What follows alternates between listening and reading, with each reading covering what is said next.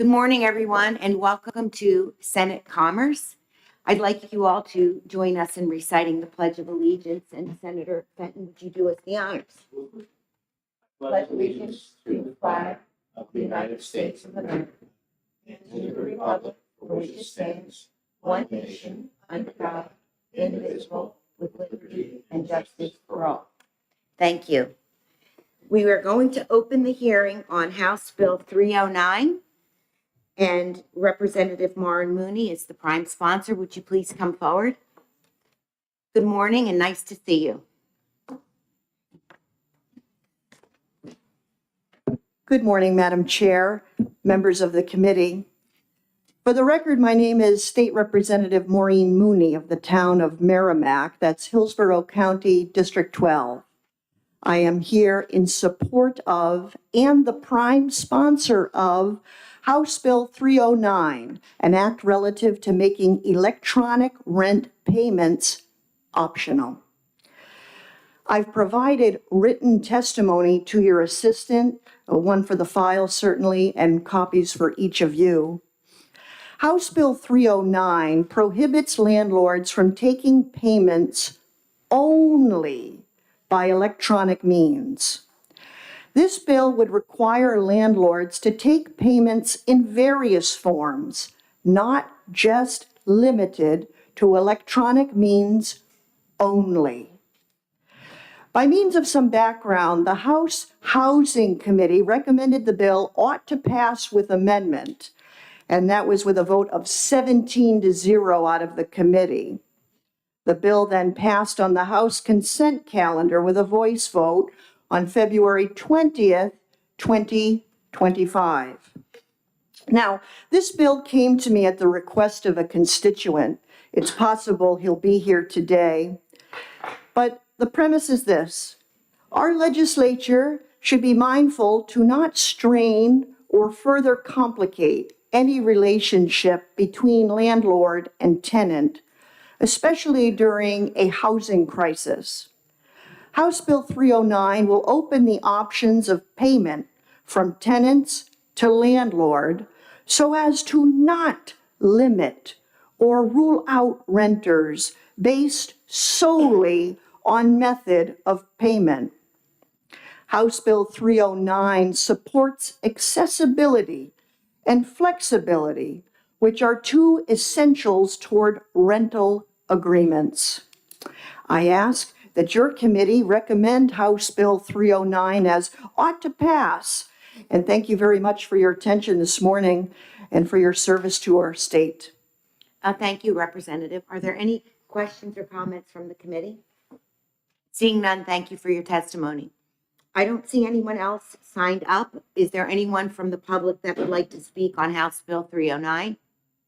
Seeing none, we'll close the hearing on 309 and we'll be in recess until 9:45, where we will hear House Bill 633.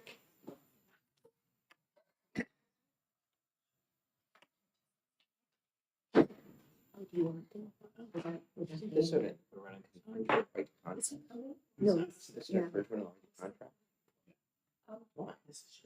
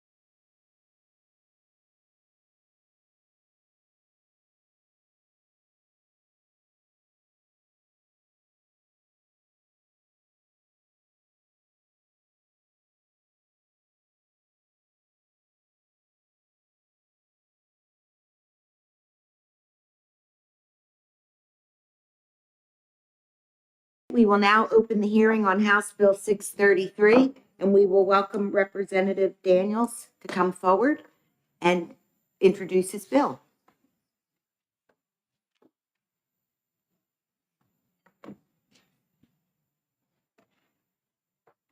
Good morning. Good morning, Madam Chair, members of the committee. Good to see you all again. You too.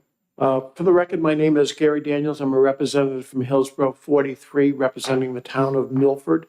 I'm also the prime sponsor of House Bill 633, a bipartisan bill that seeks a private sector solution to the housing crisis through the use of housing investment trusts.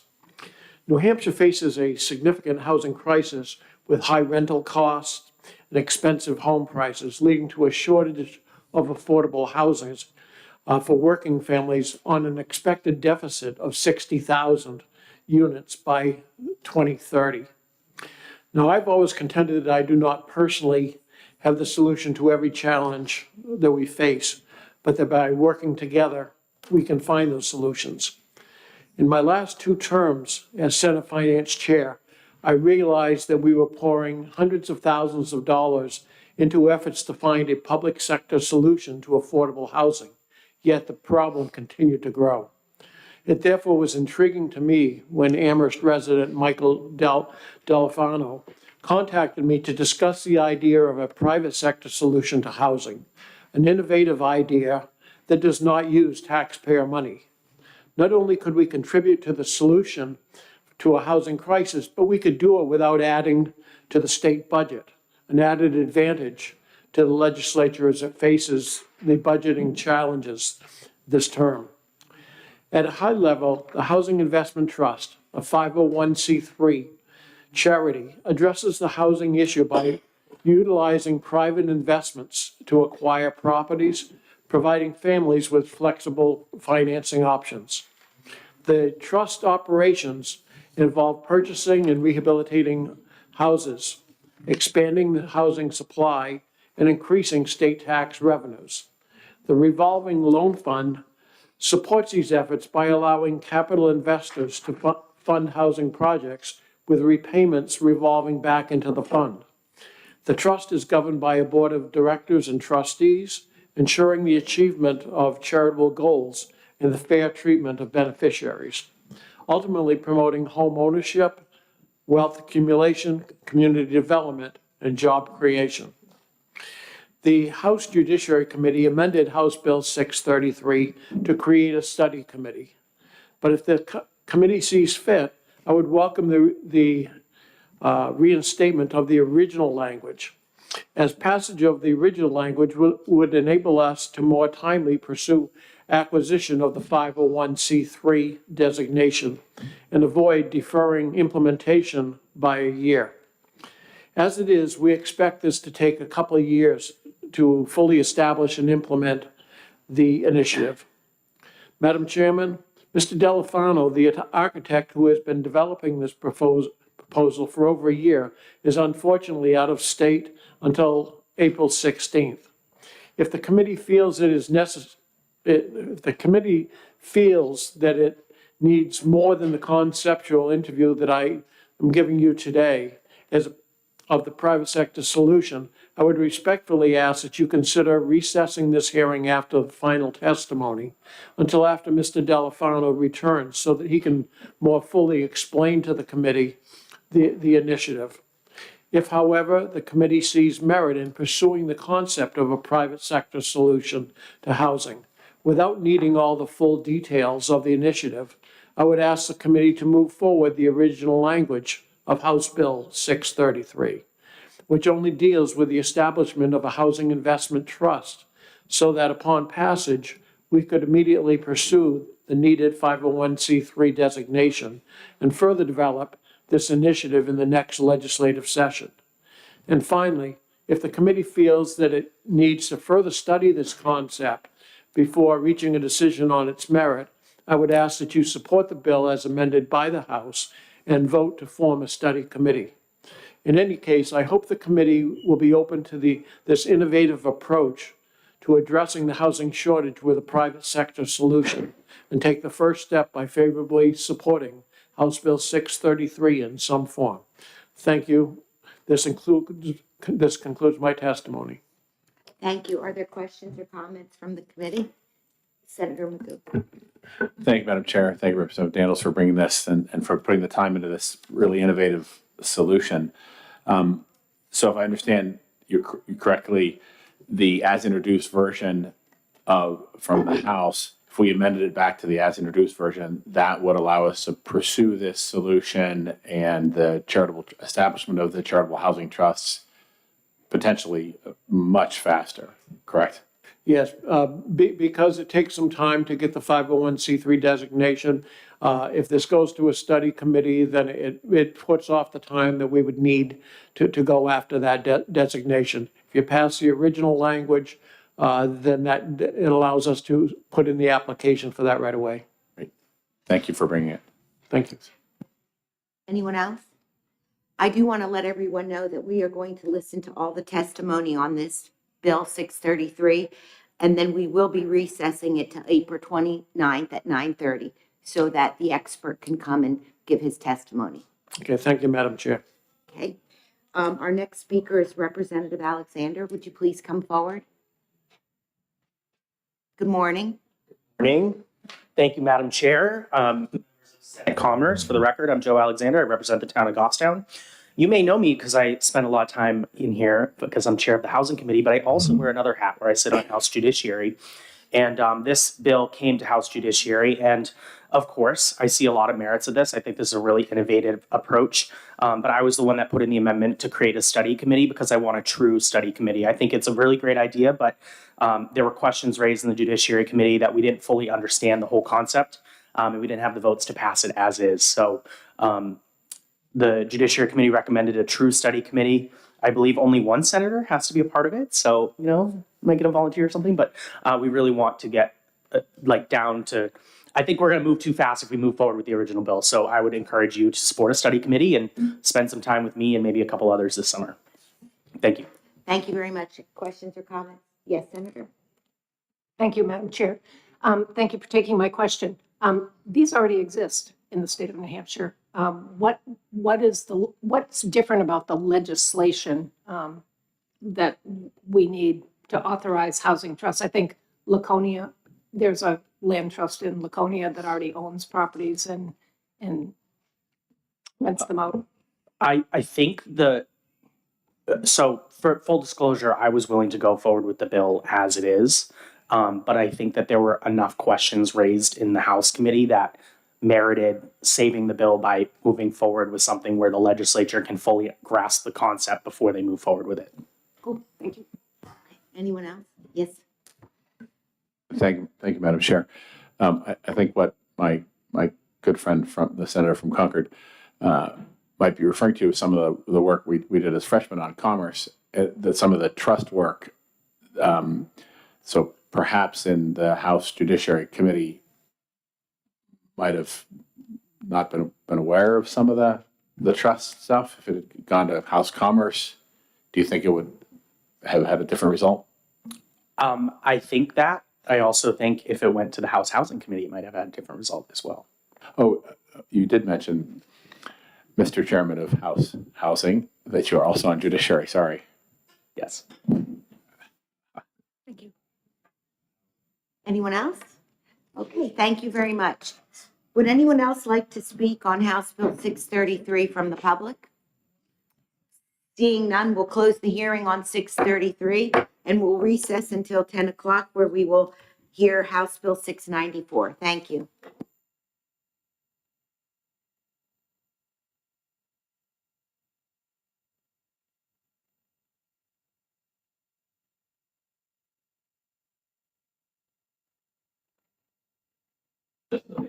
I just want to say again that on House Bill 633, it will be recessed to April 29th for an expert witness to be able to testify. Thank you.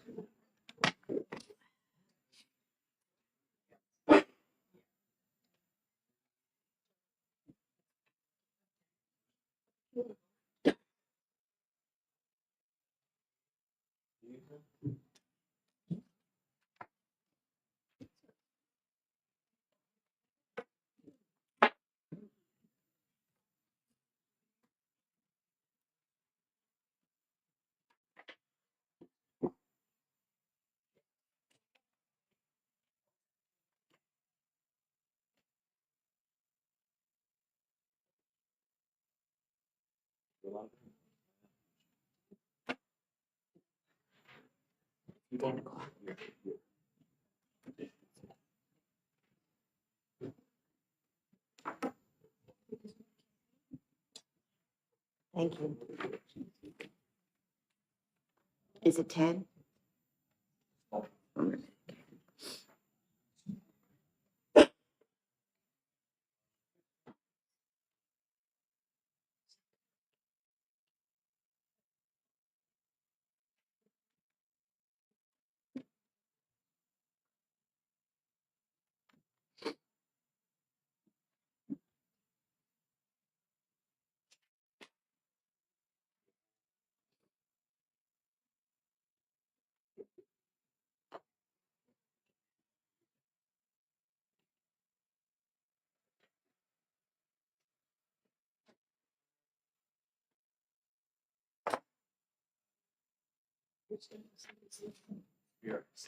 Okay. Good morning. We are now opening the hearing on House Bill 694.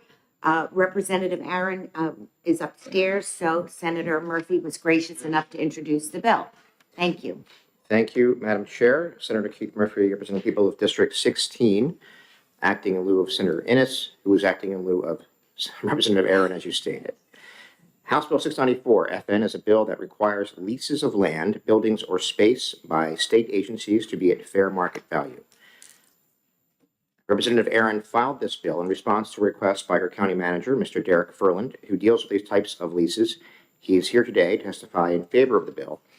As of the latest executive branch operating lease inventory published by the Department of Administrative Services on July 1st, 2024, there are approximately 90 active leases. That lease list is an attachment to the testimony. The bill requires that renewal on property leased by state agencies be leased at a rate which would be considered a fair market rate unless a submarket rate is agreed to by the property owner. Often the state will present a take it or leave it proposal for a renewed lease. The state has forced terms of releasing property on entities, and in many cases that amount of the renewed lease does not cover the real cost of the property in question. This downshifts cost and local taxpayers pay the difference. So, for example, in Sullivan County, the state forces a lease agreement amount on a renewal when leasing a courthouse, which is far less than the market value of the space, and taxpayers have to pay the difference in what taxes are that must be paid and any other incurred cost associated with the property in question.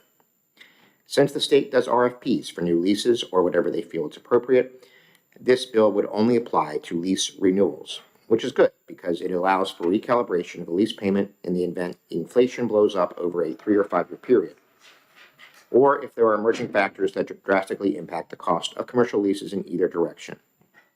The language in the original bill did not address the other elements that might be included in leases, such as utilities and custodial services. The state calls this a consolidated lease, but those items are really just add-ons that should be negotiated in addition to the baseline cost of the building. Since those costs may or may not be included in other leases done by the state, we didn't want to complicate the bill with that. That being said, the House ED&A Committee did add in the language in their amendment. In general, we feel that lease renewals should be negotiated on fair market value and not just a continuation of whatever the lease amount was in prior agreements and does not become a take it or leave it offer. Sullivan County Manager Derek Furland can answer any specific questions that you may have about the process. And that concludes the testimony of Representative Aaron by way of Senator Innes by way of me. Thank you, Senator Murphy. We will not ask you questions since, I really appreciate that. Thank you. okay. All right, thank you for the testimony. And the chair will now call Derek Furland to come forward. Good morning, sir, and welcome to Senate Commerce. Good morning, Madam Chair and members of the committee. Thank you for having me here this morning to speak in favor of House Bill 694. So for the record, my name is Derek Furland. I am the county manager for Sullivan County. I've been in my position a little over 8 years, and during this period, I've had the opportunity to participate in 3 different lease negotiations with the state for the space in Newport, New Hampshire, for the Superior and Probate Court. Throughout this process, some observations that I've had during these lease negotiations is that the state RSAs that govern land acquisition seem to be lacking when it comes to leases. There's guidance on procurement in terms of purchasing property. There's eminent domain, but there really wasn't very much for leasing. There was one subsection on getting approvals for a 5-year lease, but not anything that governs the process by which the state leases its real estate. As mentioned in the introductory remarks, the state does have approximately 90 leases. It covers about 2 million square feet and $14 million a year. And so it just seemed to me that there ought to be more of some general guidance that guides both the state as the tenant and the political subdivisions when they are the landlords. So in the discussions with the state, as mentioned, the consolidated lease, for us, it includes custodial services and electricity. In particular, in the last 5 years, those costs have risen significantly, and it didn't feel as though that the negotiation process, as the way we had been doing it, provided an opportunity to recalibrate what we consider to be a fair market value lease that included the value of the bricks and mortar, as well as those additional services that the state requires. So that's what led to the idea to sponsor a bill. I feel like it's just good for both parties. The state and the political subdivisions should not really be in a contentious or combative approach when it comes to these leases. They should be fair for both parties because the state, if you look at it as a pair of pants, is the analogy I've used before, the state has its hand in the left pocket and the political subdivisions have their hand in the right pocket, but it's our taxpayers that are wearing the pants. So it doesn't really make any sense for either party to feel like they won the negotiation by getting a very favorable rate one way or the other, because it's all coming out of the same source, which is our taxpayers. And it would frankly save us a lot of time in the negotiation if we could at least agree to a process where we looked at comparable commercial real estate values as a starting point, knowing that we're not going to reach a fair market value as a single number. It should just be a reasonable range of numbers where I think it's again, good for both parties. So that was really the genesis behind this bill, was to provide the statutory guidance to oversee this process and hopefully make it be a more efficient and more responsive result for our taxpayers. Thank you. Are there questions or comments? Senator Reardon? Thank you, Madam Chair. Thank you for taking my question. I negotiated with the state on behalf of a client of a lease before. It was a liquor store, which was a really valuable lease because it was long-term and it was great for my client. But my experience was it's a race to the bottom. If you want that valuable client, it's a race to the bottom for what you charge for rent. So my question is, I get the fair market value. That would have been wonderful in this case to get fair market value. But if you follow that with unless otherwise agreed upon by the lessor, I'm not sure how it advances the landlord's case when the lessor is going to agree upon it and going to agree on a lower amount. I think that just provides the flexibility for a landlord to accept something below fair market value if it was in their long-term best interest to maintain the state as a tenant. I'm more concerned about just with our budget, trying to make sure that we don't have any revenue gaps that don't cover our costs for things like electricity, maintenance and repair, which is increasingly for our courthouse in Newport, it's 140 years old. So as you can imagine with an old building, it has a lot of issues. So just trying to make sure that we can keep up with those costs is the big thing.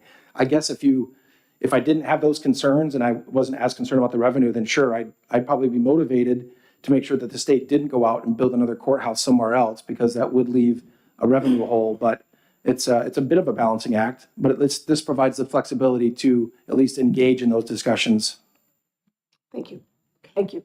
Any other questions? Seeing none, thank you for your testimony.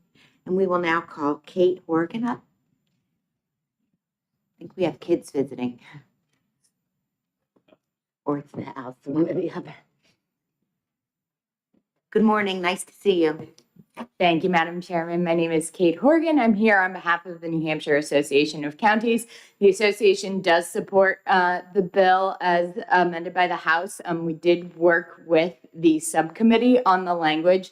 Senator Reardon is 100% correct. There is nothing that requires fair market payment, but I think we want to keep that flexibility because a lot of what we're leasing to the state in terms of property are unique buildings like a courthouse. So there's not necessarily like the state could just walk down the street and rent another building. That's not going to work because it won't meet their needs. So they are kind of locked into specific types of buildings. So we just wanted to make sure we had that flexibility.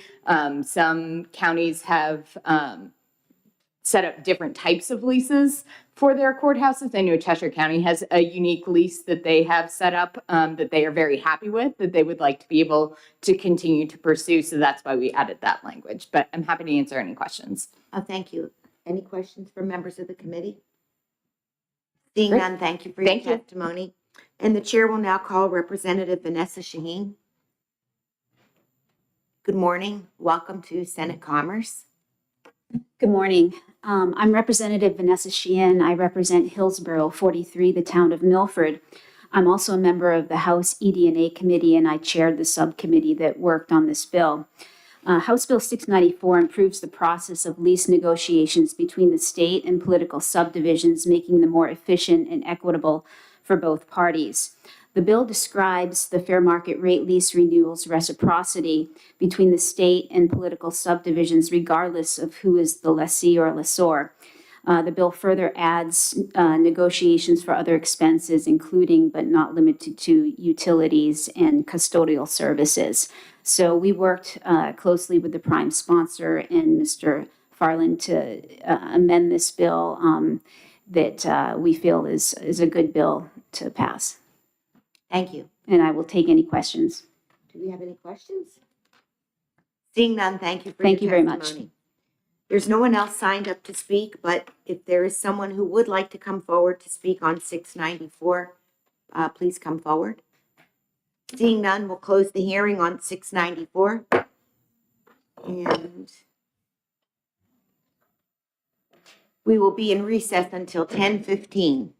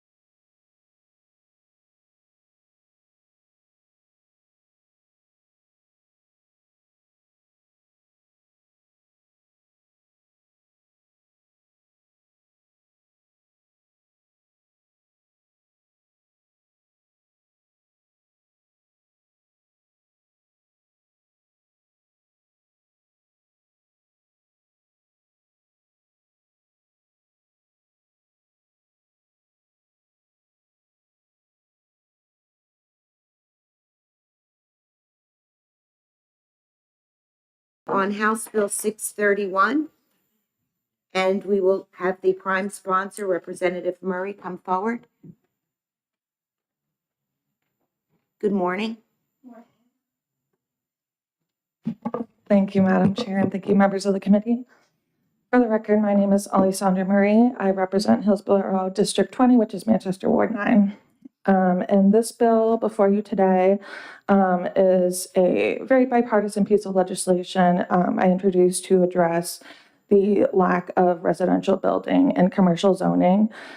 This bill addresses our current housing crisis by allowing for the creation of multifamily mixed residential units within any commercial lot, whether that be new construction or rehabilitation. It also ensures that these units would be restricted by existing local guidelines for commercial structures regarding lot dimension and coverage, and still leave that up to the municipalities to determine, the new building. While in this legislature, we often defer to local control, our housing crisis has reached a level where we cannot wait for changes to be made incrementally on the local level. We need broad, sweeping zoning reforms that can start to solve this crisis now. According to the 2023 Annual Homelessness Assessment Report from the U.S. Department of Housing and Urban Development, homelessness rose in New Hampshire by 52%, which was the highest increase in the nation, surpassing New Mexico, New York, and Colorado. The number of unsheltered people in our state rose again in 2024. National experts say that the lack of affordable housing is the #1 cause of homelessness. Rental prices across the Granite State have increased at a rapid pace since the start of the pandemic in 2020. In 2019, a 2-bedroom unit cost $1,347 a month, which increased by about 31% by 2024. According to a 2024 residential rental cost survey report based on data collected between March and May in 2024, the state's Housing Finance Authority determined that the median monthly rent across all rental units in the Granite State, including utilities, was almost $1,700. For a 2-bedroom unit, the median cost was over $1,800, facing over 3% increases year over year. And from my own experience, I can tell you when my husband and I rented our first apartment together, it was a 2.5 bedroom for about $900 a month. And by the time we left 5 years later, it was $1,600 without any renovations or any improvements being made to the property while we were there. I could keep going on the data forever, but I know we all know that the housing crisis is very real and impacting Granite Staters every single day. Zoning reforms such as those proposed in this bill are an integral part of solving this crisis, and encouraging new construction which according to the U.S. Commerce Department has significantly slowed in New Hampshire. We need to continue to remove the barriers and red tape to this new building. Bringing multifamily developments into commercial zones is not only a way to expand the area for potential building, but it also encourages the kind of building that young people especially want to live in.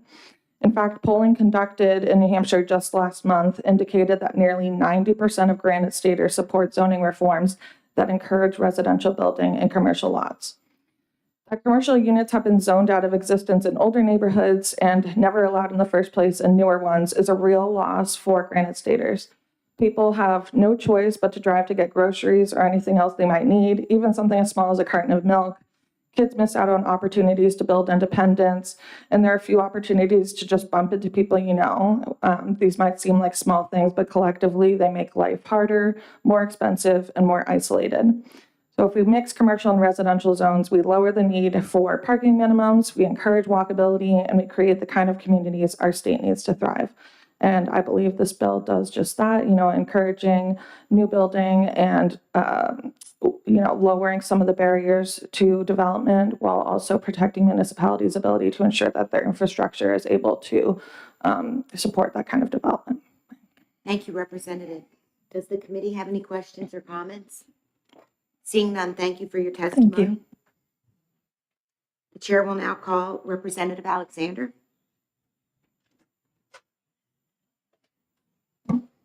Welcome back. Thank you for having me. For the record, I'm Representative Joe Alexander. I represent the town of Goffstown. I just want to give you a little bit of context on what the House Housing Committee decided to do with this. So this bill may look a little familiar because this is pretty similar to SB 90, which was introduced. I believe we referred back to this committee. the House Housing Committee thought this was a cleaner version of a residential and commercial use bill. So kudos to you. So we decided to replace our version with the bill with this one, and we added a couple things at the bottom. So we kept your definitions, Senator Murphy's definitions, and then we added provided that there's adequate water, sewer, including roads, water, sewage system is available to provide support for development. So there needs to be adequate infrastructure available. Municipalities are able to restrict the ground floor to retail or other similar uses while building up. If there's an opportunity to repurpose the structure, that can be residential. And then we allow them they have to provide an exemption for requirements regarding setbacks, height, frontage of building, things like that. And the reason why we did that is because if you drive down any downtown, beautiful down Goffstown or Concord, all of these mixed use developments that are built were built before we started overly restricting zoning happening downtown. So before 1925. So these beautiful downtown communities are completely restricted now. We cannot have the walkability neighborhoods that you grew up in because of local zoning restrictions. So this will just provide balance and allow towns to recreate the beautiful Main Street that makes New Hampshire so quaint and beautiful. So with that, I'm happy to take questions, but I recommend not to pass. Thank you. Yes, Senator Murphy. Representative, you're singing my song. You're right, this is very similar to SB 90, and I agree with a lot of the changes that were made. My question refers specifically to lines 20 and 21 in the bill. May require all ground floor space or a percentage thereof to be dedicated to retail uses. Was that added because of a specific situation? Was it something you felt had to happen in order to get the votes, or why is that there? That is there. So we were debating on in the housing committee about the possibility of doing like a percentage of they can, up to 50% or something like that of ground floor. I think it was an idea to get the bill to a place where, you still allow municipalities the discretion to do some certain things. So it was to get the bill to pass. I actually support it in this version because I think we do want to create the walkability mixed use. And I think, Salem's a great example where a lot of Salem, it's you have ground floor retail, like walkability, and then you have residential above that. Thank you. Are there any other questions or comments? Seeing none, thank you Thank for you. your testimony. Representative Gary Daniels.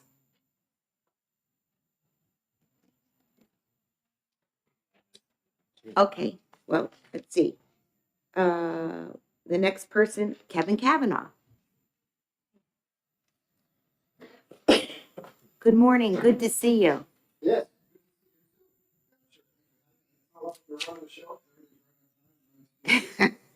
Thank you.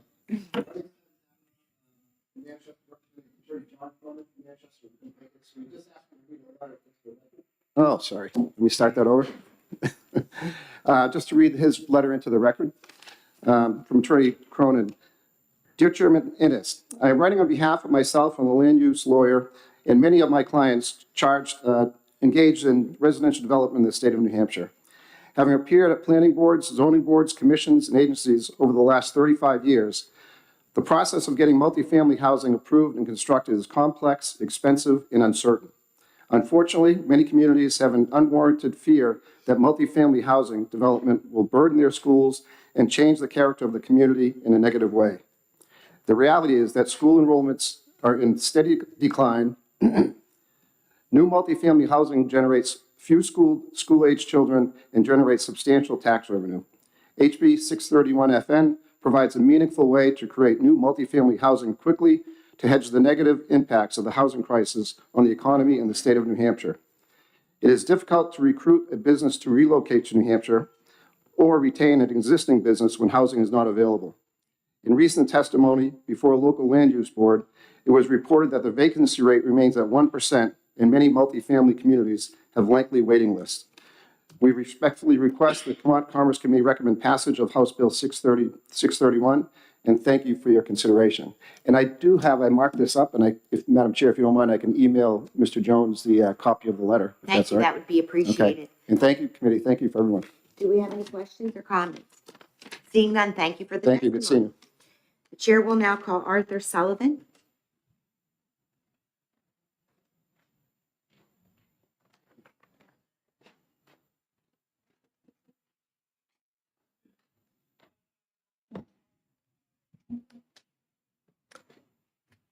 Madam Chair, thank you so much for the opportunity to testify in support about HB House Bill 631. Brady Sullivan Properties is a thriving real estate development company established in Manchester, New Hampshire. We have over 250 employees, and we develop both commercial and residential real estate throughout New England.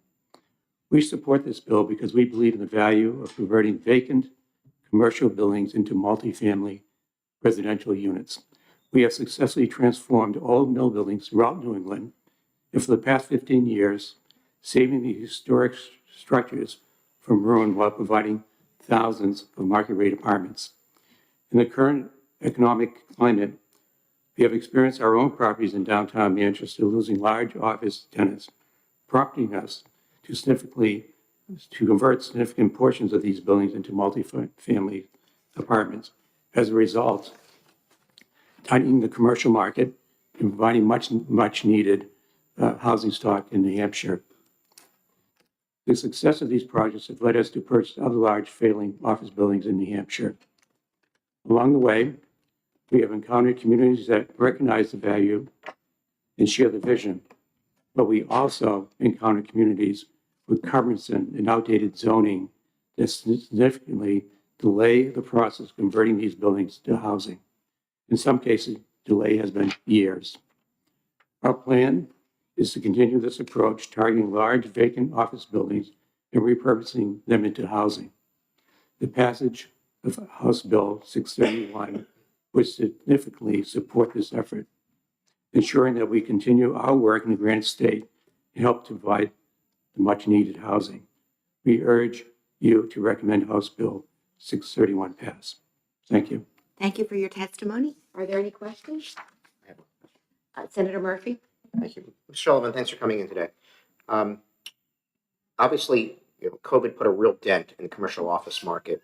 Have you seen any sort of rebound?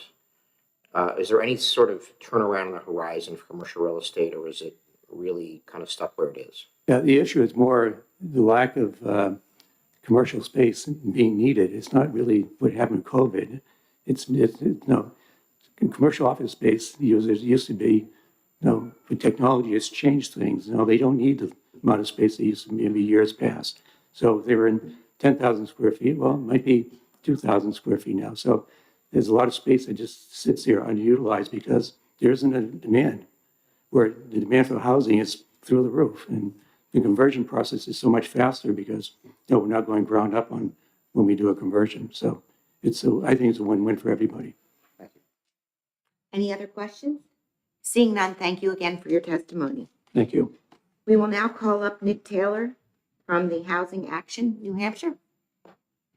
Good morning, Nick. Nice to see you. Nice to see you too, Senator. Good morning, Madam Chair, members of the committee. I'm Nick Taylor. I'm the Director of Housing Action New Hampshire, statewide pro-housing advocacy organization. We're here in support of the bill. We do have a handout that I will pass along. We appreciate that. We recently, as you may have seen in the news, tested a number of pro-housing policies that are making their way through the legislature right now, polling over 400 New Hampshire voters. This was the most popular proposal out there. 88% of voters supported the idea of allowing more housing to be built near businesses, shopping districts, so homes could be closer to aging strip malls, old office buildings, and closer to jobs. Everything was popular. This was the most. And it's because there's a lot of different benefits here. There's the environmental benefit of more walkability. There's the existing infrastructure benefit of building where you have built out roads, where you have water and sewer infrastructure, where you have existing buildings. It's near jobs. It also expands property rights. As Representative Alexander mentioned, there were a couple changes. I won't walk through those, but it is obviously very similar to Senate Bill 90 with a few different tools that are in there. And so, we think it's a very impactful bill, but it is also a relatively modest bill. There is nothing in here that overrides height restrictions or other pieces that are already in zoning regulations in communities. This is specifically designed to just allow for multifamily where there is commercial zoning right now. So thank you, and happy to take any questions. Thank you, Nick. Senator Reardon? Thank you, Madam Chair. Thank you, Nick, for taking a question. On line 22 of page 1, in a municipality which is designated as an urban area, which I did not know what that was, so I looked up. It must encompass at least 2,000 housing units or 5,000 people. So where in the state of New Hampshire would that apply? Do you know off the top of your head? Can you repeat the question? So on line 22, Mhm. this section applies to any municipality, any part of which is designated as an urban area. So I looked that up. So with a population over the set amount in the most recent decennial census. And when I looked that, So I believe you may have a previous version of Oh, that's 631. introduced. The House did pull out the urban because it's the only version. Yeah. Thanks. So did we lose that piece? you did lose that piece for the exact question that you had, is that there is creating some confusion, and Great. Thank you. so Nick. we Appreciate moved it. that out. Senator Murphy? Hi, I just want to make sure, mixed use, does that include condominium by default, or is it just rental housing? Or, I'm sorry, not mixed use, multifamily. That did not come up in the conversation in the House. I would say it would probably defer to the local zoning ordinance there, but also defer to you, Senator, and your professional expertise on that. Thank you. Any other questions or comments? Seeing none, thank you, Nick, for your testimony. The chair will now call Brody Deshars up from NHMA. Good morning.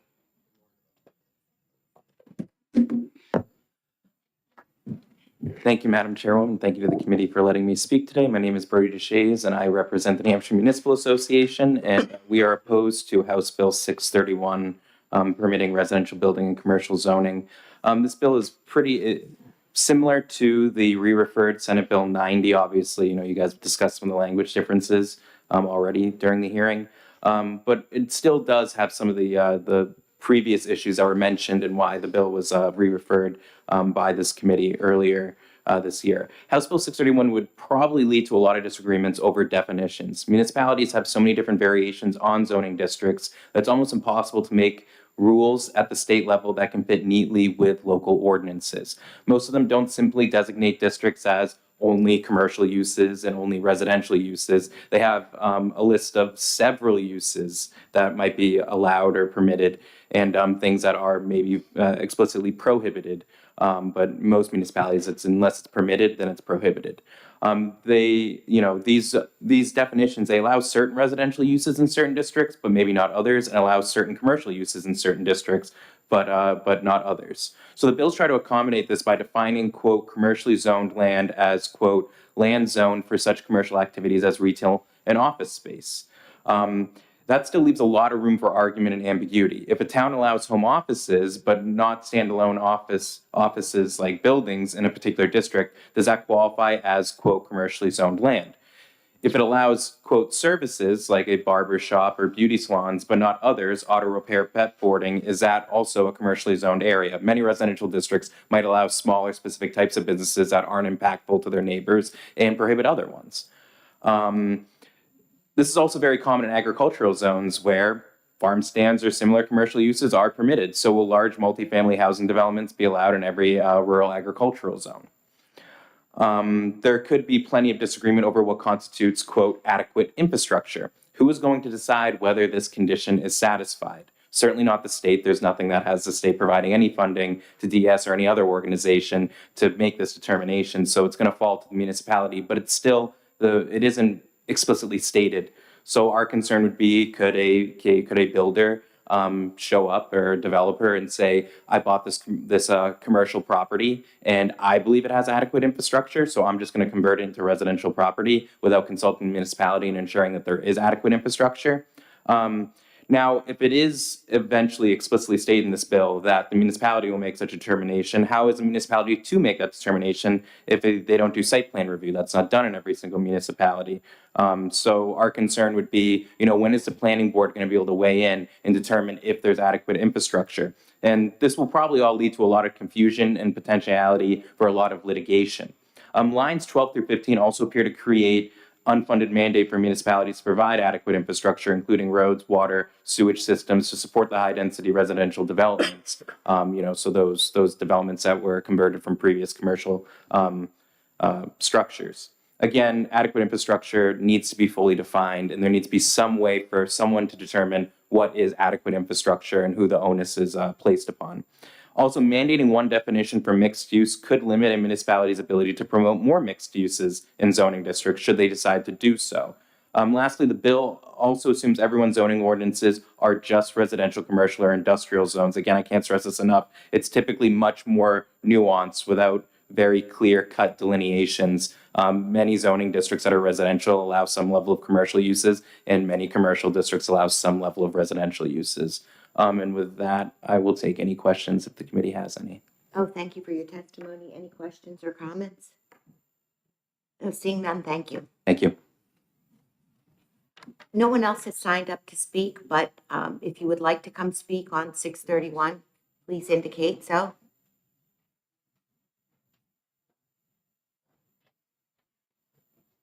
Good morning, nice to see you. Nice to see you. Thank you, Madam Chair. Nate Grace for the Business and Industry Association. We support this legislation, as you've heard from several developers this morning. The economy has changed. There are vacant retail and commercial spaces throughout the state.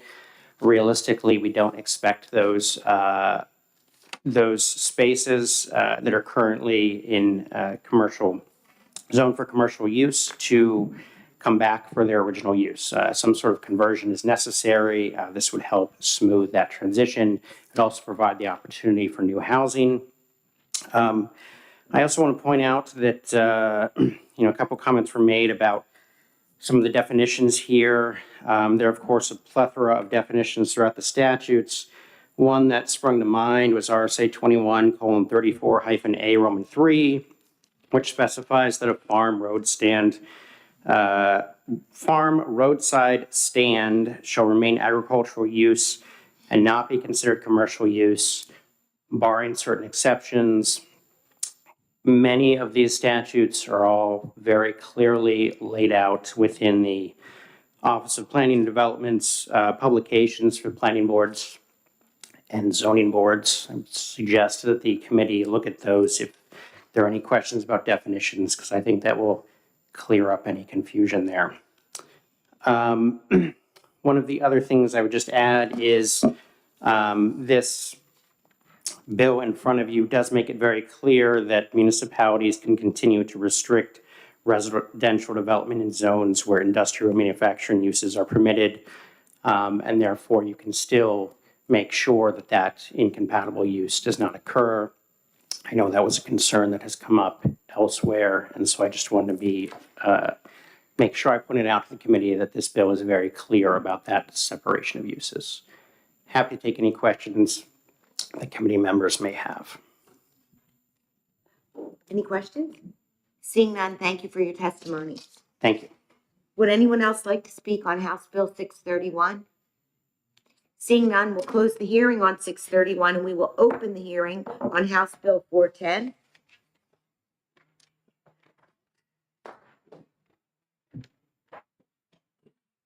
Representative Reed, welcome to Senate Commerce.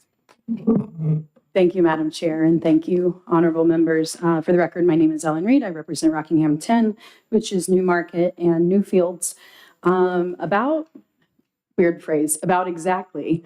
Around about exactly 100 years ago, there was a United States Supreme Court decision, Euclid, which the outcome of that decision was that zoning ordinances were legitimate so long as that they were directly tied to the health and safety of the community and were not arbitrary aesthetics. Around that time, the New Hampshire Supreme Court also had a similar Supreme Court decision, Sundin, which said some of the similar things. That was 100 years ago. This was necessary because zoning ordinances were becoming more and more restrictive. And part of that was the history of redlining, the idea that redlining while having to do with mortgages in particular, that communities were trying to exclude certain types of people from their community and were using, in this case, zoning ordinances to do so.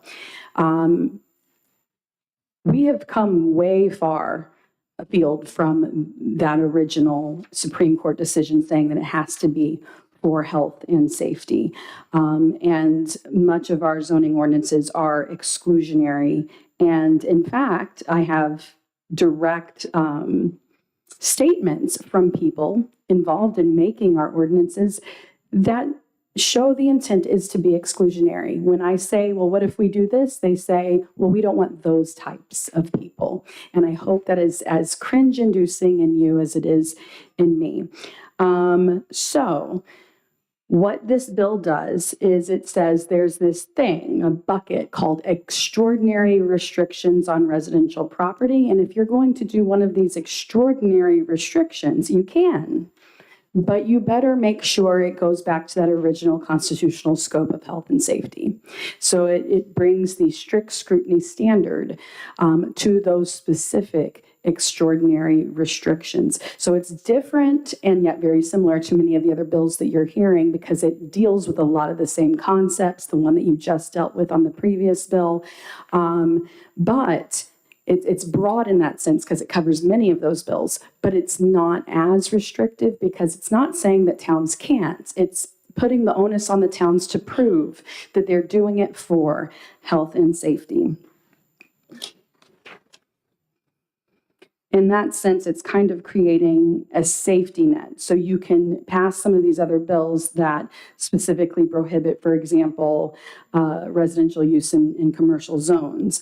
But let's say that they are able to have a different ordinance that kind of gets around that, and then that gets tested. They would have to prove that it's for health and safety. So in the list of these extraordinary restrictions, and this was amended in my housing committee, any minimum square footage requirement in excess of 200 square feet, which is the state building code, that's where you get your tiny homes, right? Would a town exclude, I mean, we know that they are zoning out tiny homes. If they're going to, they need to show that it's for health and safety. Lot size requirements greater than 5 gross acres or half a gross acre if it's served by municipal water and sewer. So we have 12 towns in this state that have parts of their town that have 20-acre lot minimums. There is no type of soil that you can have in this state that requires 20 acres for septic. That is specifically just saying we don't want people to be able to buy small lots and live. Road frontage requirements greater than 200 feet per primary dwelling unit. Road frontage requirements have been a way that they've de facto excluded. Prohibitions on residential use in areas zoned for commercial use. You just heard that. Restrictions on in-home business use in areas zoned for residential use, provided such business use does not violate noise pollution, garbage, or light ordinances. So this is like your neighborhood cafe or someone working in an office, like a psychologist or something who has a home office. Restriction on whether any dwelling unit is constructed on or off site. So these are your modular, they have the prefab, they have these expandable homes now that are really interesting. And also, and manufactured homes, obviously. And also 3D printed homes. I think that's the next one. Yes, the local amendments to the state building code or fire code regarding materials or methods of construction which impact residential buildings of not more than 4 units. So this is things like steel framing and 3D printed homes. So again, you're not saying that towns can't, but if they do, they have to show their work. They have to show that it is for the health and safety, which is the original Supreme Court dictated legitimacy of the zoning ordinance. And with that, I'll take questions. I know we have Mercatus and we have Institute of Justice here to give more information. I just wanted to give you the overall picture. Thank you for your testimony. Are there any questions? Seeing none, thank you. The next speaker is Brody DeShares. You can come up again, please. Oh, I skipped somebody. That's okay. Thank you, Madam Chairwoman, and thank you to the committee for taking my testimony this morning. Again, for the record, my name is Brody DeShays. I represent the New Hampshire Municipal Association, and I am registering our opposition to House Bill 410, limiting local authority to adopt restrictions on the building development of residential properties. So first, sections 1 and 2 are very concerning, and I think we understand the intent, but let me just, I'll get right into it. First, someone must determine whether the quote restriction on a residential property in this bill meets the high judicial standard, the strict scrutiny standard, and that's the strictest standard, judicial standard that we have under U.S. Judiciary system. The legislative body, usually the voters, which is mentioned in the bill, certainly doesn't have the ability to make that assessment of whether a zoning ordinance meeting the strict scrutiny judicial standard, that whether or not it does. It's a legal question and not a policy consideration when people vote. So notice in the bill, it prohibits the legislative body from adopting any kind of quote, quote, what's the exact term used? Extraordinary restriction of residential property, end quote. And so ultimately, it's a mandate that really isn't enforceable because the legislative body, they could adopt zoning ordinances that go counter to that. Additionally, the standard for strict scrutiny is reserved for evaluating whether the government has violated a constitutional right, not whether a land use regulation or zoning ordinance is justified. So regardless of any opinions on land use regulations and zoning ordinances, there is no constitutional right at stake in this legislation currently. U.S. courts only apply the strict scrutiny standard in 2 contexts: when a fundamental constitutional right is infringed, particularly those found in the Bill of Rights, and those the court has deemed a fundamental right protected by the Due Process Clause or, quote, Liberty Clause, end quote, of the 14th Amendment, or when the government action applies to, quote, suspect classification, end quote, such as race or national origin.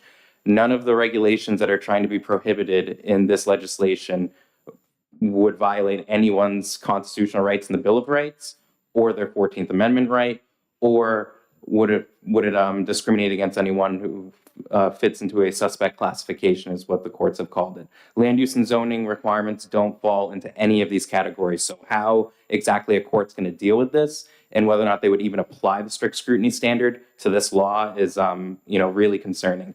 The bill would also create extensive and long-term litigation that will cost developers and municipality tons of money trying to litigate this new made-up pseudo-judicial standard for zoning ordinances that are considered the, quote, extraordinary restriction of residential property, end quote, as defined in Section 3 of the bill. It's also worth mentioning that there is no adjudicatory process in the bill. For example, how do you present said evidence to the legislative body so they can determine, basically in a pseudo-judicial style, whether or not this violates the strict scrutiny standard established in this bill? Who presents that said evidence? So who is going to be the voter or the person that does? Who decides what, quote, scientific studies or, quote, quantitative and empirical evidence, end quote, both undefined and ambiguous terms in the bill, is relevant or accepted under the strict scrutiny standard? What's the process? Who ultimately makes the decision? Can the decision be appealed in a court? Lastly, sections 1 and 2, how do you stop the legislative body from adopting a zoning ordinance that would be prohibited under this bill?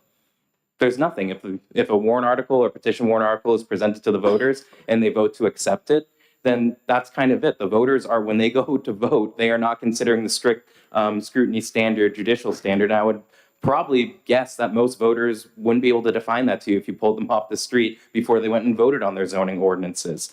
And how do you ensure the legislative body approves zoning amendments that bring the municipality zoning regulations into compliance with this bill? You can't guarantee that either. I could get into a whole bunch of other issues with the bill too. Well, I'll try to be brief though. First, the restrictions in House Bill 410 could conflict with many other bills being considered this year. For example, but not limited to Senate Bill 84, Senate Bill 94, Senate Bill 170, House Bill 428, and House Bill 631, which you just heard. I can give you the specifics as to where it conflicts in written testimony, so I won't get into every nuancing, but I could go on for 10 minutes about where the conflictions are. I also want to mention subparagraph E regarding, quote, in-home business, end quote, is a problem. There's generally applicable definition of in-home business. There is no generally applicable definition of, quote, in-home business, end quote. Some zoning ordinances have a definition of, quote, home business, end quote, or home office, end quote, or, quote, home occupation, end quote, or all of those, or some other definitions. An ordinance might allow a home office, but not a home business in a residential district. If the state says we have to allow in-home businesses without defining the term, we don't know what that means. So we don't know what in-home businesses would be allowed. So while we think the intent is to allow a lawyer, accountant, or a realtor to have an office, would this also include beauty salons, barbershops, or dentist offices in some of the residential zones? Also, what if someone had a home brewing operation and then decided to turn their house into a brew pub? Is that an in-home business? There are numerous similar examples like that could lead to endless litigation because of bill's ambiguities and one-size-fits-all approach. Also, line 24, where it says, quote, restriction on whether any dwelling unit is constructed on or off-site, end quote, is confusing as written. It appears this is a reference to pre-site build housing like modular construction as defined in RSA 674:31-A, but as defined could be interpreted to include manufactured housing as defined in RSA 674:31.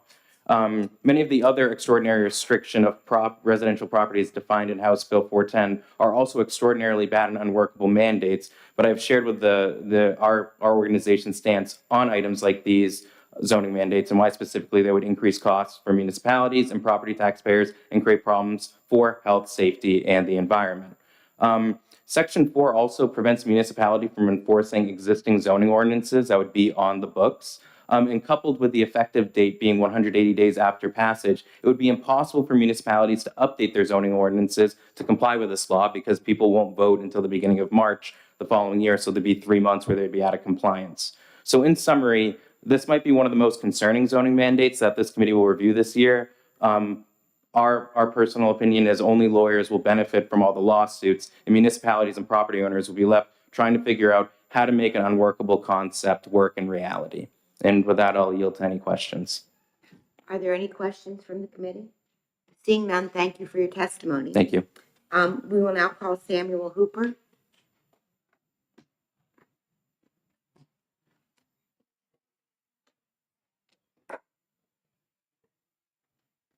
Good morning. Good morning, Madam Chair, members of the committee. My name is Samuel Hooper. I'm Legislative Counsel at the Institute for Justice. We're a non-profit civil liberties law firm that works a lot in the area of private property rights. We've done a lot of work on housing reform in the different states. I'd like to begin by saying that this bill actually complements, does not conflict with a lot of the other excellent housing bills that you're considering this session. So obviously there's no one solution to the housing crisis. There are some broad bills that are being considered and some narrow ones. So an example of narrow bills might be looking at home-based businesses, looking at accessory dwelling units and so on. And then there are also broad bills as well that are needed sometimes to establish or re-establish timeless principles. And in this case, the timeless principle is private property rights, which is very important. It's true, as was previously said, that strict scrutiny typically hasn't been used to apply to private property rights. There's no reason why it can't be, though. There's no constitutional prohibition on that particular standard, which is just a judicially created standard of review being used. And we believe that private property rights are very important, particularly at a time when there's a severe housing crisis.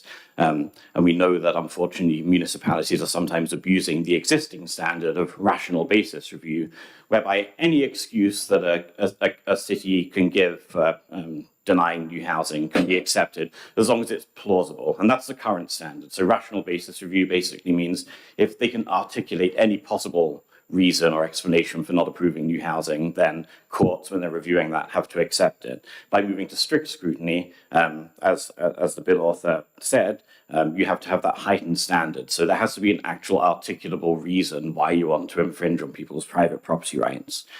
We've actually seen similar efforts to this take place being put forward in Montana and in Arkansas as well. And it's kind of the cutting edge of housing and zoning reform at the moment. So a lot of states that have done the bare minimum things already. They've already looked at accessory dwelling units, have already looked at minimum lot size reform. They're looking, what else can we do? Because, as I said, there's no one solution to the housing crisis. So this really helps to just reestablish that baseline principle of private property rights.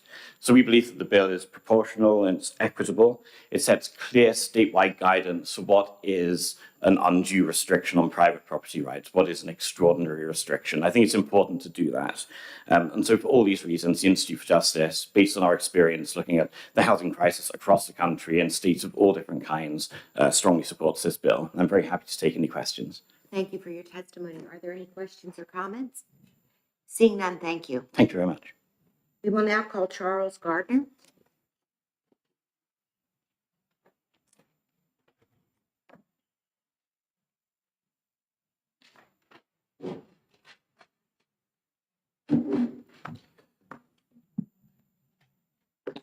Hi, Madam Chair and members of the committee. I'm Charles Gardner. I'm a research fellow at Mercatus Center, a research center at George Mason University.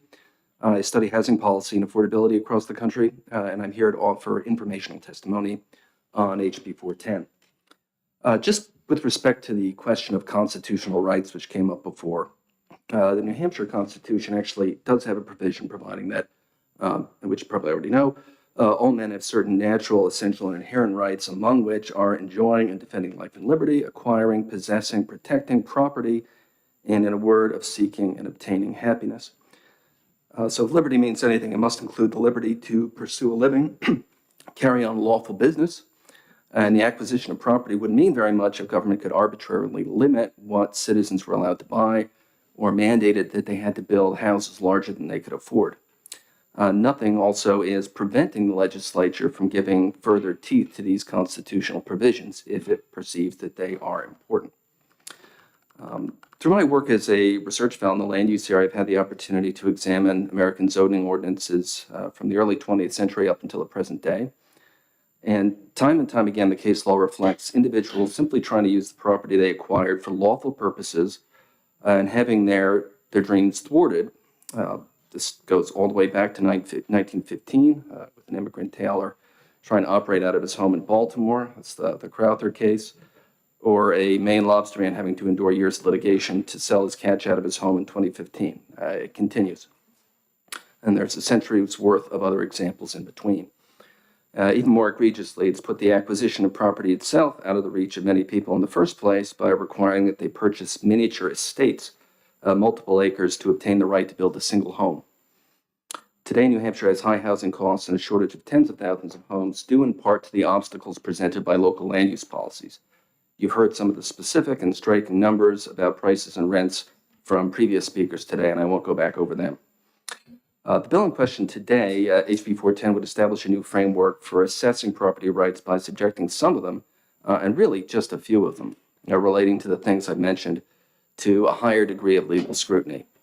The term strict scrutiny doesn't appear in this bill or the traditional legal test for strict scrutiny, which is narrow tailoring for a compelling government interest, also does not appear in the bill, which was, for comparison, I think you could see Montana's recent Senate Bill 146, which does have that language. It also doesn't limit the scope of the power that New Hampshire has delegated to localities, but it does provide that they be exercised more responsibly and with more justification than because we said so. It's not a radical bill. It would refocus land use on genuine public health and safety concerns. The question for how disputes are to be resolved is an important one. I come with a lawyer's background myself, but I do not believe that the citizen should have to engage in years of costly litigation to vindicate our constitutional rights. As drafted, the bill would allow appeals to the local ZBA. I think that does require careful consideration in light of the goals of the bill and the importance of a smooth, efficient, and minimally adversarial process.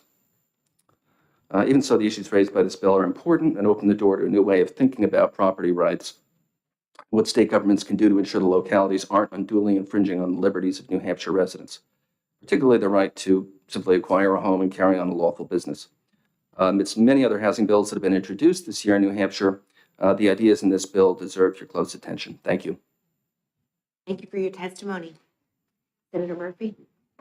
In your opinion, would anything in this bill override the ability or right of people, landowners, to put in place covenants or enforce covenants going forward? That's an excellent question. I do not believe so. There's nothing in this bill that purports to supersede private covenants that either run with the land or covenants such as are present in an HOA or a condominium. At least there's nothing that addresses that. And I think if it's silent on that, typically a court would find that the private agreement entered into through contract mutual exchange would control, unless a statute explicitly says otherwise, which is generally the case, unless there's something that's contrary to public policy and it's deliberately voided by statute. I'm not 100% sure what the law on that is in New Hampshire, so don't take that as gospel, but that's typically the case in other states, that private regulations are enforceable unless they're specifically found otherwise by courts or by statute. Any other questions? Seeing none, thank you again for your testimony. Thank you very much. No one else at this time is signed. Oh, would you like to come forward? Welcome, please state your name. Yes, thank you. My name is Calvin Bollier. I'm one of the state representatives for the Grafton 1 district. I also serve on the planning board for Littleton, and I also serve on the housing committee and worked in the subcommittee that helped draft the language for HB 410. So one of the things that I wanted to talk about in particular with this bill, and some of the concerns that have been voiced about it, we really, for this bill, kind of looked at it as a compromise, particularly, where the concern is local control. The purpose of this bill isn't to take away local control. The purpose of this bill is to strike an appropriate balance, like other speakers have mentioned. So the idea being that the original purpose of zoning regarding health and safety, that purpose is still maintained, but to put maybe some guardrails around that to say, hey, not having arbitrary reasons unrelated to health or safety that could be used in a court to justify a zoning ordinance. I'm sure this committee's already heard at length about, the housing crisis and what have you. So what this bill attempts to do is to create a category known as an extraordinary restriction on residential property. So things which, by their very nature, that certain towns have adopted as part of their zoning ordinances, this bill looks at those as things which have made it more difficult, costly to develop and to create additional housing. So the idea is that this creates a sort of bucket that hopefully maybe in the future the legislature could continue to add to as it becomes more apparent that certain practices might be an extraordinary restriction on residential property, which is causing a shortage of housing. But it doesn't completely say, no, the town can't do this. It very emphatically says towns can do this as long as it is, within these guardrails. So that's really the purpose of this bill. And I'm here for any questions the committee may have about the intent and the drafting in the House committee. Thank you. Any questions? Seeing none, thank you. Oh, sorry. I was in front of your committee the day, and clearly you know where I stand on these issues. My question is, we're passing other bills that say towns and cities can't do this. And I hate to give the Municipal Association any credit here, but they're pointing out a conflict where here we're saying they can do this if blah, blah, blah.